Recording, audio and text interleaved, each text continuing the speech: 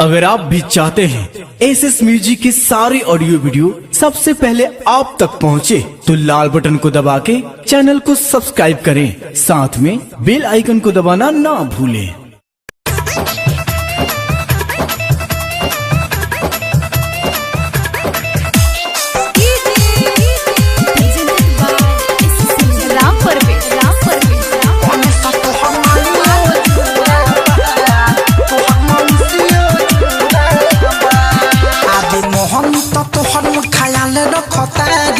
अति पया पाना दयाल हो खतारी, अति पया पाने गया सुन ना तारी। मोहन तो तुहर मोर ख्याल रखतारी, बहुत ही पया पाना दयाल हो खतारी।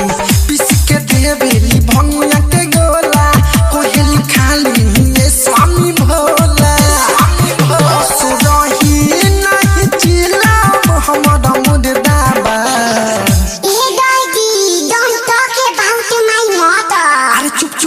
बड़ाई नहीं करता नहीं। गणेश के माई जिंदाबाद जिंदाबाद जिंदाबाद, गणेश के मौसी जिंदाबाद जिंदाबाद जिंदाबाद। ये पापा तो निभाव में के मैसा गणेश तो हर माईओ जिंदाबाद, तो हर मौसीओ जिंदाबाद।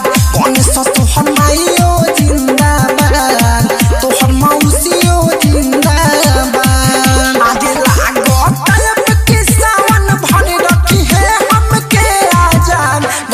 तो हम माईओ जिंदाबाद, तो हम मौसीओ जिंदाबाद।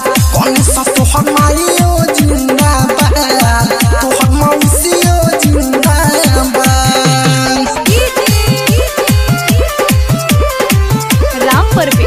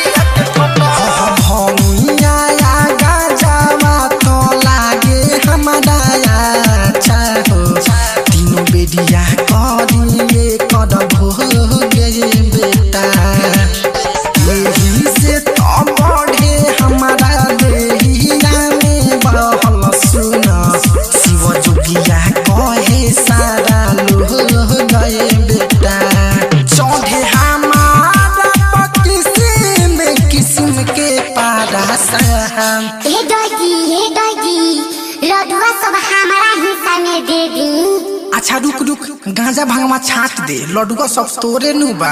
गणेश तो हर माईओ जिंदाबाद, तो हर मौसीओ जिंदाबाद।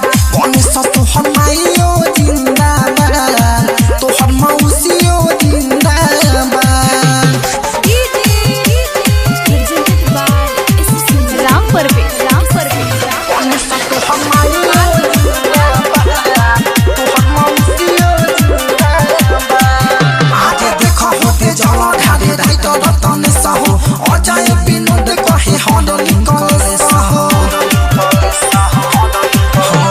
सावन के पावन महीना होला भारी हो, भगतन के लागे ही जाभी रे बेटा।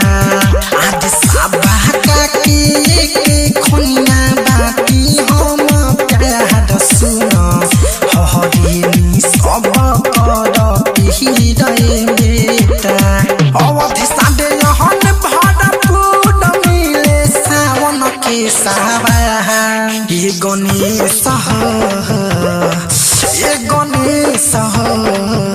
गणेश तो हर माईओ जिंदाबाद, तो हर मौसीओ जिंदाबाद। गणेश तो हर माईओ जिंदाबाद, तो हर मौसीओ जिंदाबाद। Recording studio red angel music Raxaul.